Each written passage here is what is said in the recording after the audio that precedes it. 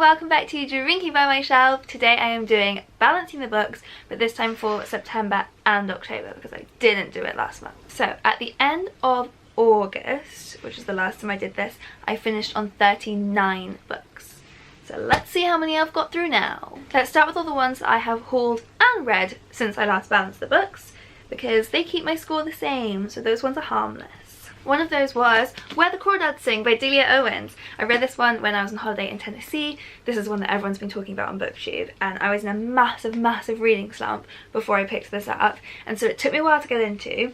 Though the other people in my book club who read this said it also did take them a while to get into, so that might not just be my reading slump, it might also be because it is a little bit slow going to start with, but it then becomes absolutely gripping and I loved it. In my book club we almost never agree unanimously on liking a book. There's always like one person who doesn't like it if the others do, or vice versa. The last time we were unanimous was that we all loved Beartown by Frederick Backman, and this was the next time we were unanimous. We all loved this book. So this is basically about a girl called Kaya who is growing up in the marshlands of North Carolina. She's kind of completely abandoned by her family and she just lives in this shack, and the villagers kind of shun her and everyone's horrible to her. So it's her story and we watch her growing up. But we keep flashing forward to 1969 when there's been a murder, and at that point Kaya is the lead suspect in the murder. So you're kind of getting these two timelines and seeing like how the guy who's been murdered does enter her life. Oh, my fairy lights just fell down behind me, 1 second. I don't know if that's gonna stay. I literally just hung them before sitting down to this video. What was I just saying? Basically you see how he enters her life and the reasons why she's the suspect, and we watch the trial happen, and it's just really gripping stuff. Such a beautiful story. So it's got this like great combination because it's this quite fast-paced murder mystery that's really exciting, but it also has these long descriptive sections of the nature that Kaya's main passion really is for nature, so we really learn a lot about it. I usually get a little bit bored with long descriptive sections, which is maybe why, again, it took me a while to get into this, but once I got the hang of it, I just thought it was beautiful and I absolutely loved it, and I could visualise everything so much. It was so poetic. This has been huge on BookTube, this book, and I can really see why it really is worth the hype. It also has a really good ending, so, you know, keep reading till the end because it's great. Got some surprises in there for you. Then I also read Three Women, so I don't have that one with me. I didn't actually buy it. I borrowed it from a friend and then read it and returned it. But I might buy myself a copy because it's one that was just so good. I want to own it. I want to have it around. It's, again, been everywhere. Another one that is really worth the hype. So this is a non-fiction book that genuinely reads like it's fiction. I know sometimes people say, you know, I've said that about books like The Adventures of Maud West, where it's like you've got the excitement of a fiction book but it's still clearly non-fiction, whereas this one genuinely, if I didn't know, I could believe it was a novel. It's written as if it's a novel, and it follows 3 different women, and the author basically interviewed these women about their sex lives and about their experiences of desire and of being desired, and in some cases really traumatic things that happened to them that shaped that. One of them has a relationship with a teacher at her school and he then denies it, and it's really horrible what she has to go through there and has to go through a case talking about it. Then there's one woman who has an unusual sexual relationship with her husband, basically, where they like bringing third parties into the relationship, and she struggles to know how much of that is her desire and how much is his desire. And the third one is a woman in a pretty loveless marriage having an affair with her high school boyfriend, and he also is just terrible to her and doesn't love her, but she kind of thinks that he does, or she craves the tiny bits of attention that he gives her. And they're all so sad in different ways, all so powerful. It's just a really interesting insight into the different sexual lives of women, basically. Okay, I hauled and read all in one day the life-changing manga of Tidying Up by Marie Kondo. A magical story is the little subtitle. So Marie Kondo is obviously the tidying lady. She has a Netflix show and she has a book called The Life-Changing Magic of Tidying Up. And this is a little graphic novel that she's created about a girl basically implementing the tidying method, which I wouldn't have thought I would love as much as I did, but I genuinely did. I genuinely fell in love with it, and it's actually inspired me to come back. All of today, before filming this, we have been Marie Kondoing the house. We've been throwing away so much stuff. It's a long task. We've only done half of a room so far. Still quite a lot to go, and we've already taken like 4 or 5 bags to charity already. So anyway, I was inspired because I read this and it was really sweet, and it's just quite a joyful book really about the joy that your home can bring you and why to only surround yourself with the things that spark joy. That's Marie Kondo's whole method. Which I always like the sound of, to be honest, but you know, it does sound like a little bit kind of woo-woo, but reading the graphic novel made it feel like really real. Like, of course your home should be full of things that spark joy, so that's what I'm attempting to do now with my actual home. Okay, I hauled and read The Other Bennet Sister by Janice Hadlow. So this is Pride and Prejudice retold through Mary Bennet's eyes, or at least the first section is Pride and Prejudice retold through her eyes, and then after that it goes on to its own new story and follows Mary what she did next. And it was really fun, especially that first section. I have to say that was my favourite because, you know, I know Pride and Prejudice so well, and so hearing those stories retold through Mary's point of view was just delightful and so sad, because Mary's always the one that, you know, everybody laughs at. I always laughed at her, and especially the bit where she's playing the piano and then her dad says in front of everyone, "You've delighted us long enough." And we always quote that in my family because it's so funny, and then suddenly seeing that whole scene through her eyes was just heartbreaking.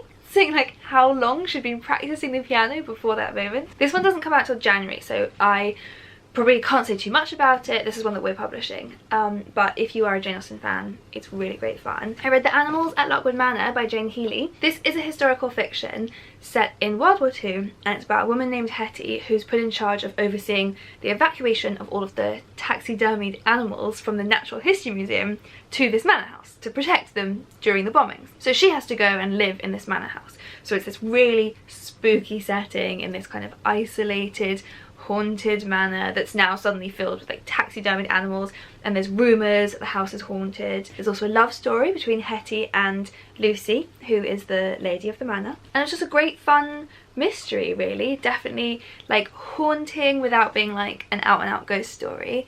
Lots of twists and turns, really good mystery, really great setting, and it's shiny. One that I don't have, I don't know why, I thought I did bring it home but I guess I didn't from the office, is Pumpkinheads by Rainbow Rowell and Faith Erin Hicks. That's a graphic novel which again I read just like all in one go, and it's delightful. It was so autumny and sweet. It's just like a really happy little story about two best friends who work at the pumpkin patch every autumn season, and this is their last shift before they go off to uni, so they go on an adventure. And you know, it's just like a really simple, sweet little story, but I found it really heartwarming. And I wish I had a copy because I wanted to show you how autumny it is. Like, they wear these dungarees and checked shirts and there's pumpkins on every page, and it's just adorable. I did do a cozy autumn reads video for book break where I actually like show off the pages a bit more, so I will link to that. You can go see what it looks like. But yeah, I've seen that like people have been putting it all over Instagram because it's delightful. And then finally, I hauled and read, along with everyone else in the world, The Testaments by Margaret Atwood, and I was really disappointed, which is such a shame because I've heard amazing things. Like, and I wasn't one of the people who was really cynical. People were saying like, is it just kind of cashing in because there's the TV show now?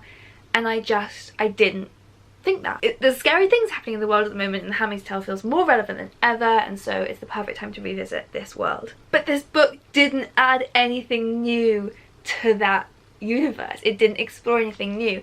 It felt like it was written for TV, and it has been optioned for TV. It felt like this was a kind of action-packed plot set in the world of The Handmaid's Tale. And if it was written by another author, if it was kind of like The Other Bennet Sister, which is revisiting that world from another author, I might have liked it a lot more. I might have thought that it was quite clever. But the fact that this was Margaret Atwood going back to that world, it's not in the same league at all. It was a good story, I enjoyed it. It's not like I wasn't liking the book when I was reading it, but it didn't add anything new to be explored here. And it was told, I think, you know, The Handmaid's Tale is told from the perspective of one of the handmaids who are kind of, you know, at the bottom of this society. So it's a really hard read, it's a really horrible read. This was told from 3 different women's perspectives, and they're all much more privileged women. And that could have been really interesting, but I didn't feel like it added anything to the story other than like, oh look, they have it quite hard too, Aunt Lydia had a hard time too. Basically, I didn't think this book needed to exist, and having not wanted to be cynical at all, I'm now really cynical that it was basically just written for there to be a TV show about it. Definitely is not Booker Prize winning material. Let's not even get started on that whole debacle. Not terrible by any means, but also just profoundly meh. I would give it 3 stars, and I don't think it should have been written. Okay, so at the end of all that, we are still on 39 books because those all came on and straight off my TBR since the last balancing the books. So now let's look at the books that I hauled that have just added to my TBR. I got Akin by Emma Donoghue. I took this one home from the office. So Emma Donoghue wrote Room, which I loved, and she wrote The Wonder, which I loved, and I haven't read any of her other books. No, I have. I read Kissing the Witch, which was those fairy tales. which I loved. She is one of the most versatile writers ever. Like, you probably wouldn't guess that those books were written by the same person. She just has such an incredible writing range. So, Akin, it's going to be a whole new story once again.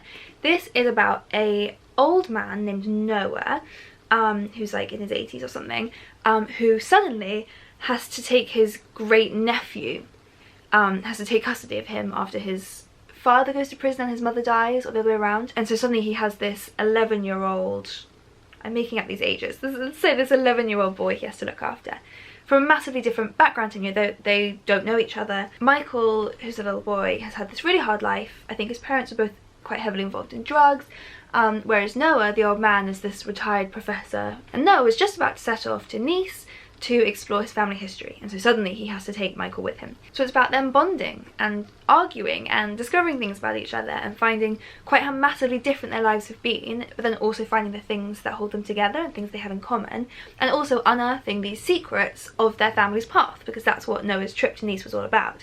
And so finding the other things that people in the past of their family have gone through. Sounds like it's going to be really heartwarming. I love that kind of thing. I got A Good Man by Annie Katz from NetGalley, which my Kindle broke, so I don't know how I'm going to read this. I have to read it on my phone, I think. This one sounds really dark. I don't really know much, like the blurb is quite vague, but it's about this guy who, you know, has this kind of perfect seeming life. He's got a beautiful wife, he's got a daughter, he's got a great career, and he feels like it's his kind of God-given duty to look after the women in his life, like his sisters and his mother as well. And it's a kind of psychological thriller about how a good man can kind of become a monster, like the horrifying act that he might be driven to commit from feeling like it's his duty to protect his women. I think that's kind of the gist. I will tell you more when I've read it. And then finally I picked up Marriage of a Thousand Lies. I got this one at Daunt Books, and this one's ready for the Buzzwordathon, where you have to read books that have numbers in the title. And this is about a married couple from Sri Lanka who are both gay. So they have this marriage of convenience basically, and then see other people on the side. And that's been working pretty nicely for them until the woman goes to visit her childhood friend, who I think is also a childhood love. And this woman is also now preparing for her wedding. And so at that point they have to question whether it's worth hiding themselves in these marriages, or whether they want to explore and be true to who they really are. So now let's get those TBR numbers down again. I did DNF a book, and this was when I said I was in a massive reading slump at the beginning of last month. So this doesn't really reflect on the book, but I started to read The Girl Who Reads on the Metro by Christine Ferré-Fleury. This translation from the French, and I think I'll give it another go, to be honest. So I don't have anything negative to say about this book. It sounds delightful. It's a book about a woman who basically just, like, she rides the metro and she always observes the people and what they're reading, and then one day she meets this mysterious man who gives her a job where she has to pass books on to people at the exact perfect time in their life. So it's sort of magical and stuff about the power of books, and I just couldn't get into it. But I think that's just because honestly, in September I read almost nothing. I just couldn't do it. So this book was just a little bit too literary for me at that time, maybe. I mean, I started reading Twilight and that was a little bit easier, so it wasn't the right time. I'll try this one again. I read My Lovely Wife by Samantha Downing. So I've seen this one. Books and Lala talked about this one. My mum read it and loved it. This is a thriller. I really enjoyed it. I mean, it's like super disturbing. It's a thriller about a married couple who murder people for fun, basically, to like spice up their marriage. They are both super dark and terrifying people, but then there will be twists and turns, and it turns out they have got secrets from each other that even they didn't know how dark they could be. The lights fell down again. I really need to sneeze, but the sneeze isn't coming. I hate that feeling. I read The Broken Girls, which to be honest was just okay. I was liking it at the beginning. I think it even went down to a 2-star by the end. It was really fun and atmospheric at the beginning, but I just started to like lose the plot a little bit. Also, it brought in the Holocaust in a way that I felt was like a little bit inappropriate. Just bring it in as like a scary little backstory for a ghost story. Didn't really need that in there. And then finally, the one I just finished last night was Murder on the Orient Express by Agatha Christie, which again I thought was only okay.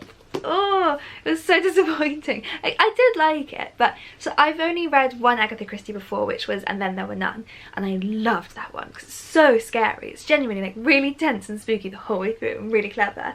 Whereas this one's a bit different because it's not a scary story like that.